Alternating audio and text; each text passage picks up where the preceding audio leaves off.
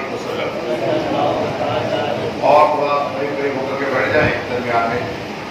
تاکہ مجلس میں بیٹھنے کا عادت جو ہے وہ برقرار رہے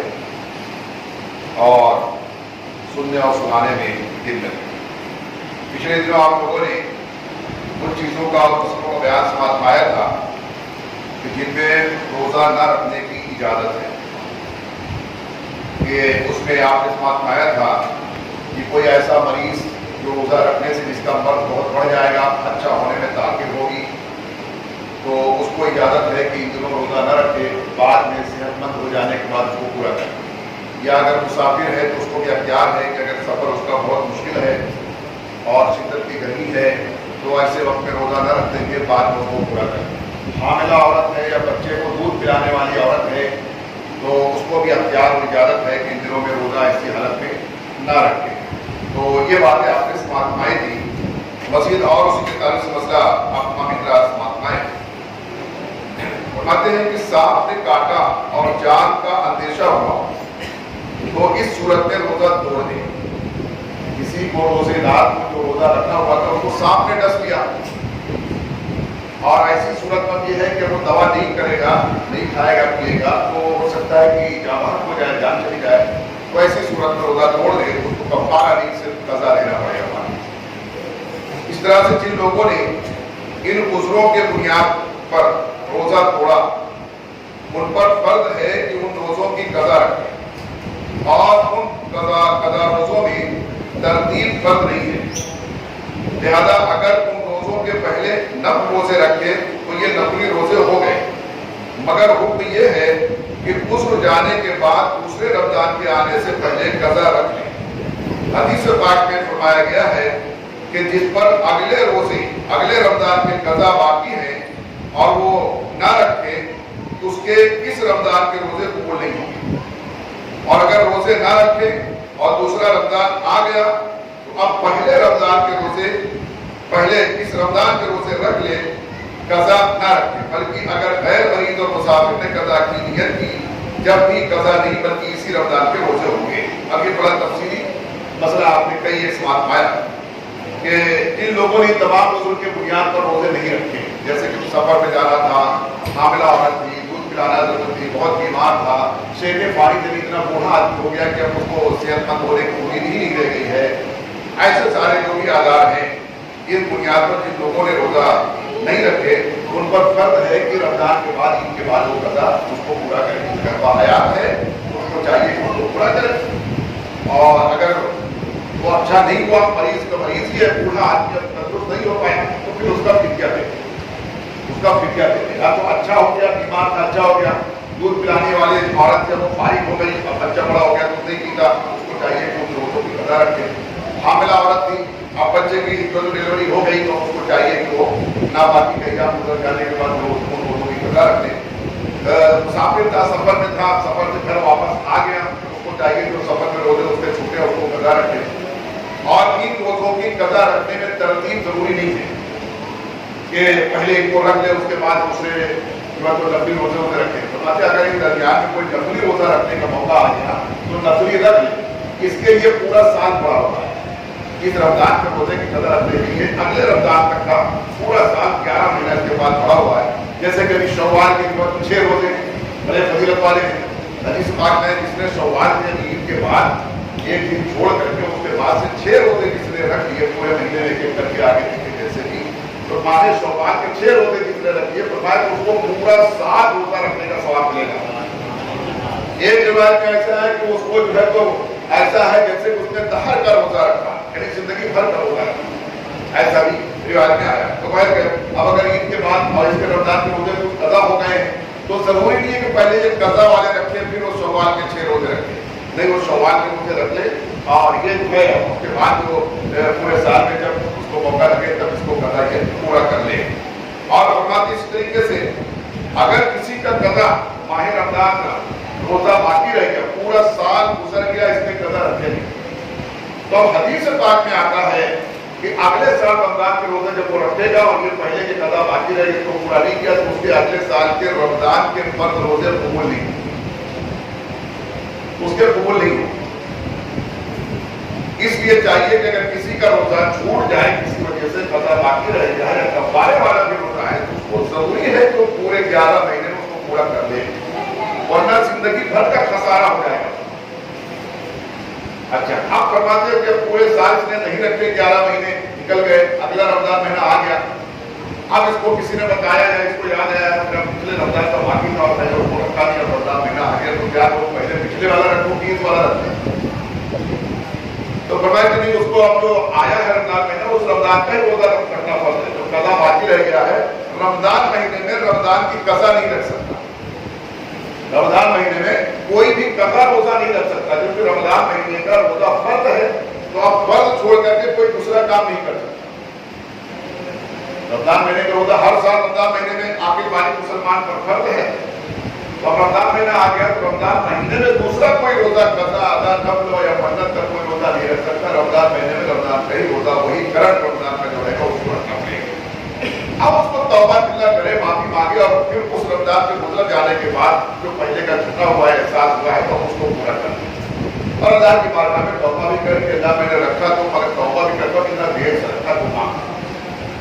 داخل کرنے کے توبہ بھی اور معافی بھی مانگے، یہ فرمایا گیا۔ اور اس طرح فرماتے ہیں کہ مسئلہ خود اس مسافر کو اور اس کے ساتھ والے روزہ رکھنے میں ضرر نہ پہنچے تو روزہ رکھنا سفر میں بہتر ہے، ورنہ نہ رکھے تو گنہگار نہیں۔ کوئی آدمی سفر میں ہے، مسافر ہے اور اس کے ساتھ بھی کوئی اس کے دیکھ بھال کے لیے بھی کوئی آدمی ہے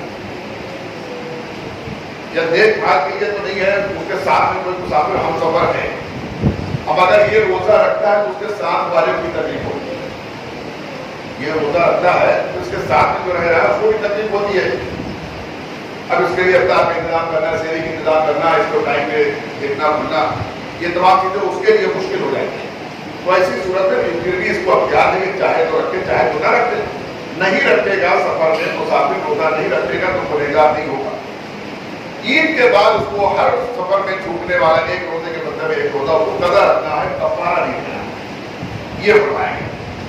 اب فرماتے ہیں کہ اگر یہ لوگ اپنے کسی عذر میں مر گئے، یعنی اس عذر کی بنیاد پہ، بیماری کی بنیاد پر، حمل کی بنیاد پر، سفر کی بنیاد پر، ان تمام آثار کی وجہ سے روزہ چھوڑے ہوئے تھے، اب آگے ان کو قضا پورا کرنے کا موقع نہیں ملا اور ان کا انتقال ہو گیا۔ اب یہ مسئلہ بیان کر رہے ہیں کہ اگر یہ لوگ جن لوگوں نے روزہ چھوڑا ہوا تھا، قضا رکھنے کا ان کا ارادہ تھا، اگر انہی آثار کی بنیاد پر روزہ چھوڑے گئے تو اسی میں مر گئے، اتنا موقع نہ ملا کہ قضا رکھے، تو ان پر یہ واجب نہیں کہ فدیے کی وصیت کر جائیں، پھر بھی وصیت کی تو تہائی مال میں جاری ہو، اور اگر اتنا موقع ملا کہ قضا روزے رکھ لیتے مگر نہ رکھے تو وصیت کر جانا واجب ہے، اور عمدن یعنی جان بوجھ کر کے نہ رکھتے ہوں تو بدرجہ اولا وصیت کرنا واجب ہے، اور وصیت نہ کی بلکہ ولی نے اپنی طرف سے دے دیا تو بھی جائز ہے، مگر ولی پر دینا واجب نہیں ہے۔ تمہارے اگر کوئی تمام جو تو عذر کی بنیاد پر روزہ چھوڑا ہوا تھا اور ارادہ بھی تھا کہ آگے میں رکھ لوں گا عید بات، مگر عید بات رکھنے کا موقع نہیں ملا، یہاں تک کہ اس کا انتقال ہو گیا، تو کہتے ہیں اس پر یہ واجب تو نہیں ہے کہ وہ وصیت کر جائے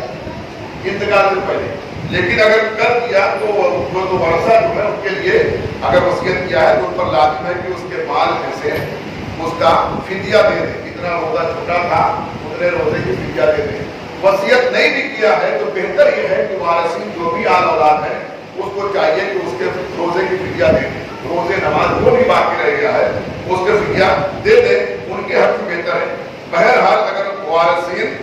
یہ اس نے وصیت بھی نہیں کیا تھا اور وارثین نے نہیں بھی دیا تو وارثین گنہگار نہیں، ہاں وصیت کیا تھا اور مال بھی چھوڑا تھا اور پھر بھی نہیں دیا وارثین نے تو فرمایا اب گنہگار، وصیت نہیں کیا تھا اور انہوں نے نہیں دیا، سارا مال لے لیا، اس کا جو فدیہ نہیں دیا تو گنہگار نہیں، اور وصیت کیا تھا اور مال بھی چھوڑا تھا اور پھر بھی نہیں دیا تو گنہگار، یہ اس کا مسئلہ ہے۔ اب فرماتے ہیں کہ ہر روزے کا فدیہ بقدر صدقہ فطر ہے،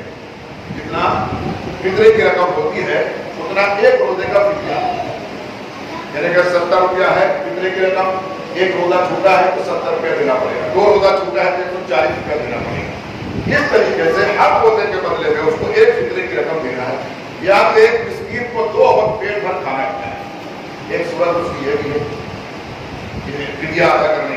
تو فرماتے ہیں ہر روزے کے بدلے میں ایک فدیہ یعنی صدقے کی رقم اس کو ادا کرنا. اور تہائی مال میں وصیت اس وقت جاری ہوگی جب اس میت کے وارث ہوں,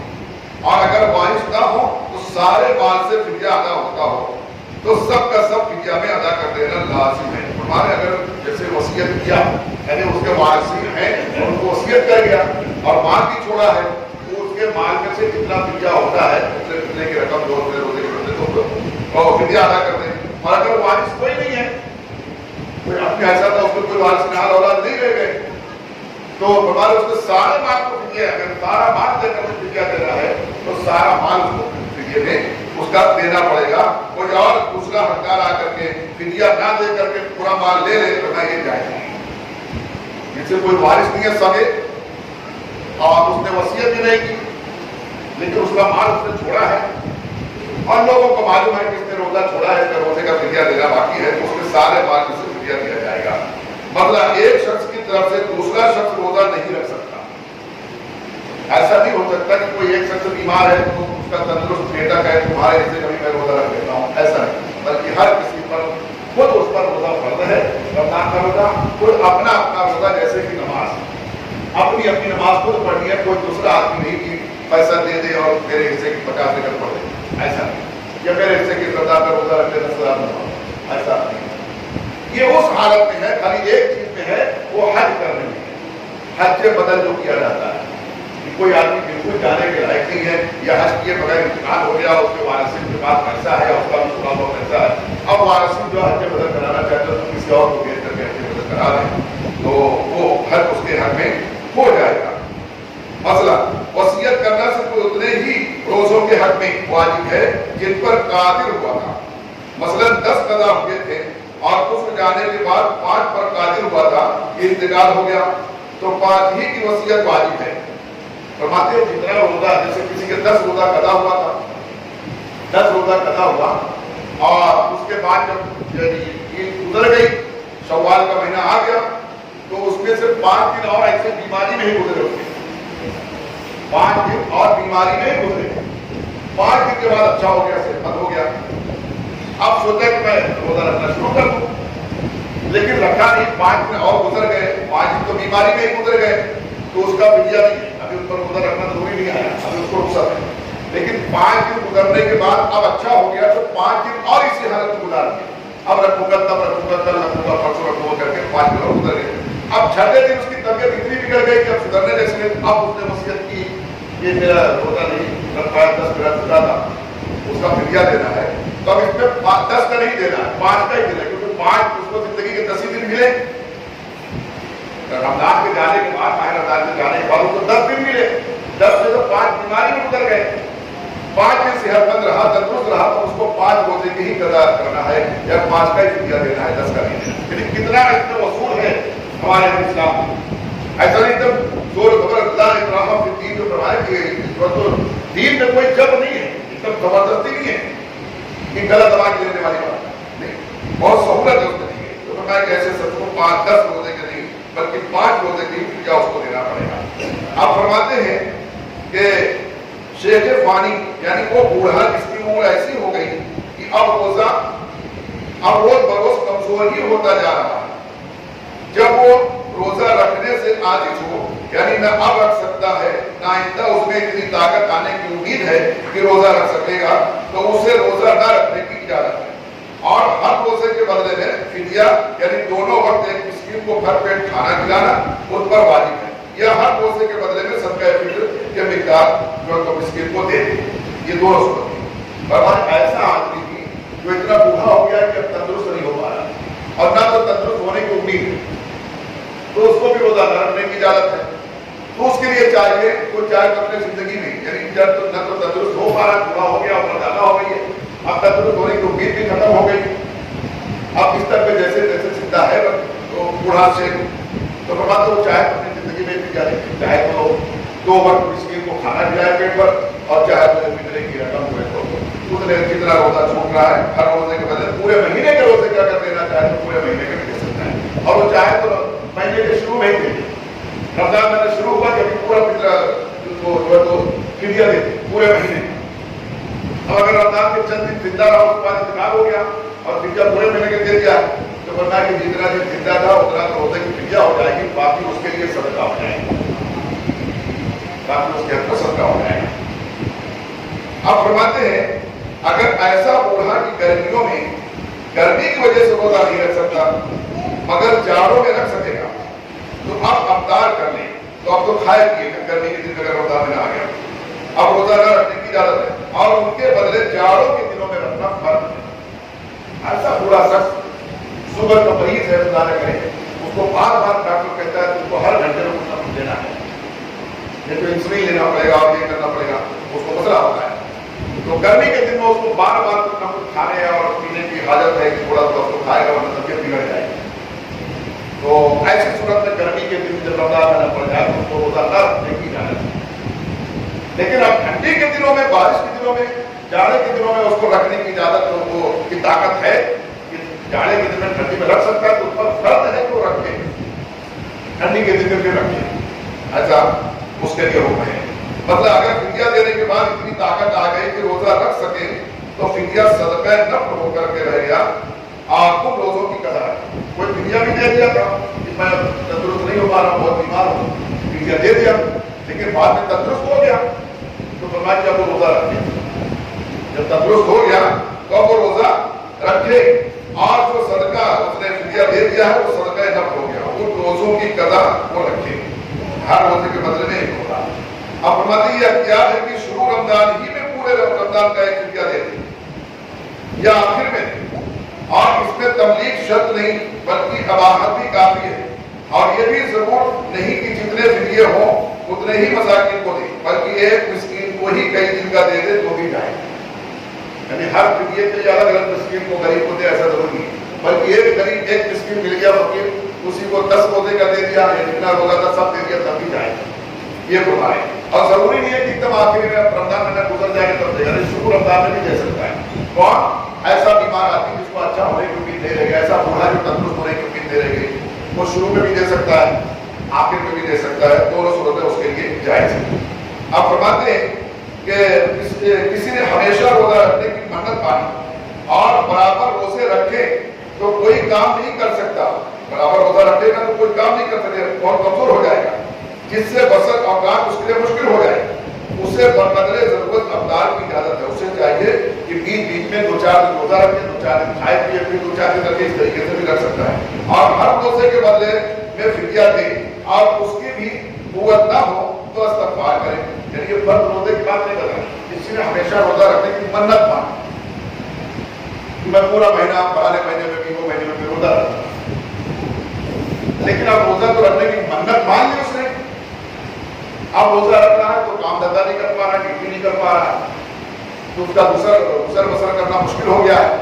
تو ایسی صورت میں اس کو اجازت ہے کہ 2-4 دن روزہ رکھے، پھر ایک آدھ کرتا کرے، 2 کرتا کرے، تاکہ وہ کام دھندا بھی کر سکے اور روزہ بھی کر لے،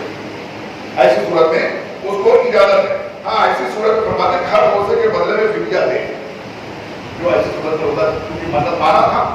تو منت پورا کرنا بھی اس پر جو ہے تو واجب ہے، تو اب نہیں پورا کر پا رہا ہے، چھوڑ پکڑ کر رہا ہے، تو ہر روزے کے بدلے میں فدیہ دے، اور فرماتے ہیں اگر فدیہ دینے کی طاقت نہیں ہے تو پھر استغفار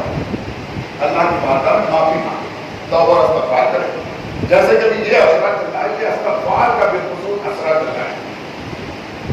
یہ مغفرت والا اثرات چل رہا ہے، یہ دوسرا اثرات جو رمضان شریف کا چل رہا ہے یہ مغفرت والا اثرات، اللہ تعالیٰ اس میں بہت گنہگاروں کی مغفرت کر دینا چاہتا ہے، شرط یہ ہے کہ جو چاہے، جو مانگے معافی، جو توبہ کرے، استغفار کرے، مغفرت چاہے، اللہ تعالیٰ کی رحمت بہت جوش میں ہے، اس کے مغفرت کے دروازے کھلے ہوئے، اس کے غفاری کے دروازے کھلے ہوئے، اب بندے کو چاہیے وہ معافی مانگے، توبہ کرے، استغفار کرے، تو بے شک اللہ تعالیٰ اس جو عشرہ مغفرت میں اپنے گنہگار بندوں کو ان کے استغفار کی وجہ سے معاف کرا دے۔ تو فرمایا کہ اگر جس کو ان تمام چیزوں پر قدرت نہیں ہے، فدیہ نہیں دے پا رہا ہے، مندر لوگوں نے چھوڑ رہا ہے، تو اس کو چاہیے کہ استغفار کرے، آخری علاج چاہیے لوگ استغفار کریں۔ اور فرماتے ہیں نفل روزہ اگر کسی نے قصدن شروع کرنے سے کر دیا، اب اس پر لازم ہے کہ اس کو پورا کرے، नफ्ल रोजा रखना वाजिब नहीं है, न फर्ज है, चाहे तो रखे चाहे तो ना रखे। लेकिन अगर किसी ने शुरू कर दिया, नियत कर ली, तो फरमाते कि अब अगर नियत कर लिया तो पूरा करना वाजिब। अब तोड़ेगा तो उसकी कदर करना वाजिब। जैसे नफ्ल नमाज को यही मसला है, कोई नफली नमाज नहीं पढ़ेगा और सुन्नत के मौके पर पढ़ करके चले जाएगा तो गुनहगार तो नहीं होगा, लेकिन सवाब में कमी होगी। लेकिन अगर किसी ने नफ्ल नमाज की नियत कर ली, उसके बाद उसका मोबाइल रख दिया या कोई काम याद आ गया तो सोचे कि चलो नफली तो पढ़ रहे थे, फरमानी पढ़ेंगे तो तोड़ के चला जाएगा। ऐसा किया तो फरमाते हैं इसको फिर से पढ़ना वाजिब, नहीं पढ़ेगा तो गुनहगार। पहले तक नहीं पढ़ता तो नहीं, गुनाह नहीं था, लेकिन शुरू करके तोड़ दिया, अब नहीं पढ़ेगा तो गुनहगार। तो इसलिए जो है नफली रोजा अगर किसी ने शुरू किया था तो शुरू करने नियत करने से ऊपर वाजिब हो गया। अब अगर तोड़ देगा तो इसकी भी कदा करना ऊपर वाजिब होगी। और ये गुमान करके कि उसके जिम्मे कोई रोजा है, शुरू किया, बाद में मालूम हुआ कि नहीं है, अब अगर फौरन तोड़ दिया तो उसकी कदा नहीं, और अगर मालूम हो जाने के बाद भी कुछ देर रखा उसके बाद तोड़ा तो कदा वाजिब। बता ऐसे उसने सोचा कि मेरा कोई रोजा छूटा हुआ है, इस इरादे से रोजा उसने शुरू कर दिया, बाद में उसको यकीन हुआ नहीं छूटा नहीं तो फौरन तोड़ दे तो उस पर कोई गुनाह नहीं। लेकिन यकीन हो गया, मालूम हो गया कि नहीं छूटा है, उसके बाद उसने सोचा चलो रख लेते हैं, शुरू कर दिए। और फिर एक आध घंटे के बाद कुछ देर के बाद फिर टुकड़ा जाने तो जब नहीं है तो नहीं रखता, अब तोड़ के तो अब कदा करना पड़ेगा। सोच करके किया तो कदा करना पड़ेगा। जैसे नमाज में इमाम साहब जो उसके साथ नमाज पढ़ने का जमात हम और किसी की एक दिक्कत छूट गई है, जो भी कुछ उसकी नमाज छूट गई, अब इमाम साहब के बाकी में सलाम फेरे, उसने भी फेर दिया आदत के मुताबिक, रोजाना पूरी पढ़ता है, आदत पढ़ के इमाम साहब के साथ सलाम फेरने। तो इसने अगर फौरन अस्सलाम वालेकुम रहमतुल्लाह, अब इसने कहा था कि मुझे याद आ रहा है छुट्टी है तो मैं अब सीधा हो जाए और इमाम साहब का सलाम करने बाद खड़ा होता है और अपनी जो छुट्टी है उसको पूरा करना। इसको सत्तर सौ नहीं करना, किसको जो इमाम साहब के साथ साथ सलाम फेर दिया वो सोच के नहीं फेरा, बल्कि आदतन इमाम साहब के साथ फेर दिया, रोजाना साथ में पढ़ता है, आज एक छूट गई उसको याद नहीं था तो साथ में आदत के मुताबिक सलाम फेर दिया, तो इसको आखिरी में सज्जा सौ नहीं करना। यहाँ तक कि दोनों तरफ सलाम फेर दिया, उसके बाद याद आया, सीना नहीं फेरा था, अभी सलाम के बाद अल्लाह या अल्लाह अकबर या अस्तगफिरुल्लाह कुछ कहा भी नहीं था, अभी सलाम फेरा इसलिए याद आ गया तो छूटिएगा तो मैं आपके खड़ा होगा और अपने बात पूरी कर ले, सज्जा सौ नहीं करे, जो कि आदत के मुताबिक किया है। लेकिन अगर इमाम साहब ने सलाम फेरा दिया, सोच लगा मैं छुट्टी है कि नहीं छुट्टी है, अब मेरा सलाम फेर दिया, एक तरफ है तो फेर दिया, याद आने के लिए तो छुट्टी, अब याद आया तो चूरी तहानी करके सोच करके फिर फेरा था, इसलिए अब खड़ा हो जाए पढ़े, लेकिन अब आखिर में सज्जा सौ करना पड़े, आखिर में सज्जा सौ करना पड़े। आज ऐसे हर मसले में रहता है। कुर्बानी के जानवर किस पर वाजिब नहीं है, शौक के बारे जाकर खरीद के लेके आ गया और लेकर गया तो जानवर भाग गया, मर गया, चोरी हो गया, तो मैं क्योंकि इस पर वाजिब था नहीं, लेकिन कुर्बानी की वजह से जानवर आया इसलिए वाजिब हो गया, अब जानवर भाग गया, चोरी हो गया, तो जरूरी है दूसरा लेकर गया क्योंकि वाजिब कर दिया इसने। तो ये सारे मसले हैं, तो हमें चाहिए इस तरीके से सारे मसलों को जानने की कोशिश करें। कोई मसला कोई सवाल पूछना है तो आप पूछ सकते हैं।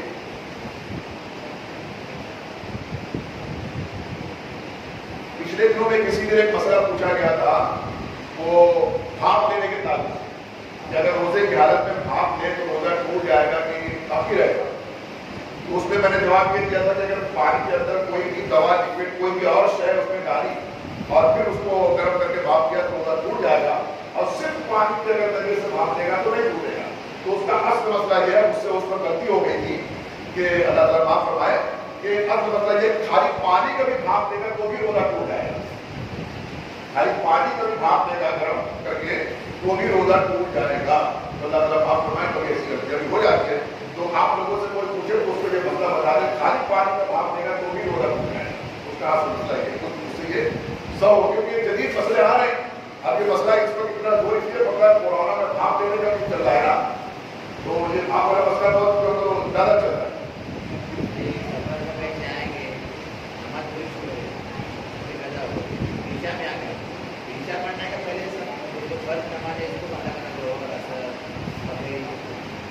नहीं, अगर ईशा में आए तो ईशा की नमाज पहले इसको पढ़ना है, अगर जमात मिल गई तो जमात से पढ़ना है, पहले इसको पढ़ लेना है, उसके बाद जो कज़ा है हुई है फिर वो करना है।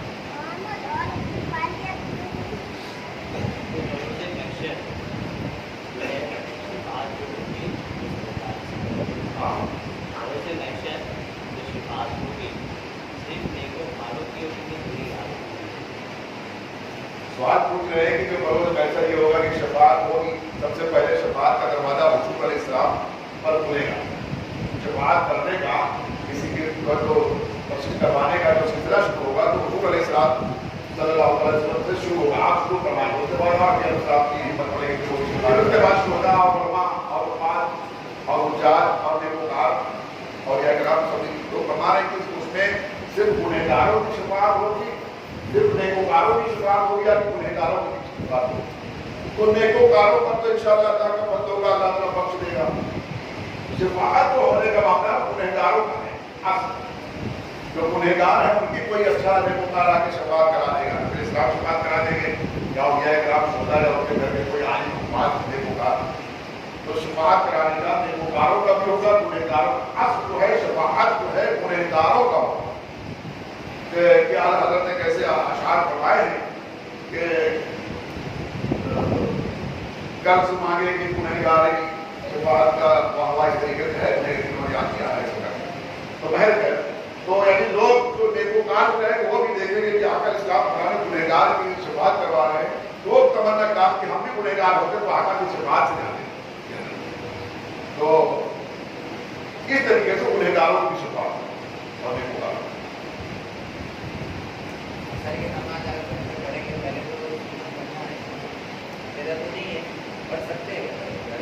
हाँ घर में पढ़े या मस्जिद में पढ़े, अगर वक्त है तो उसको चाहिए असर की नमाज असर के पहले सुन्नत पढ़ ले फिर फर्ज पढ़े। हालांकि वो सुन्नत गैर मौक़िदा है, नहीं पढ़ेगा तो गुनहगार नहीं होगा, लेकिन पढ़ेगा तो उसकी बहुत फजीलत है, बहुत नेकी है, इसके पढ़ लेना नहीं। 25 हो गए तो जमात का वक्त है, बाकी उसका वक्त तो अभी बाकी है ना। हाँ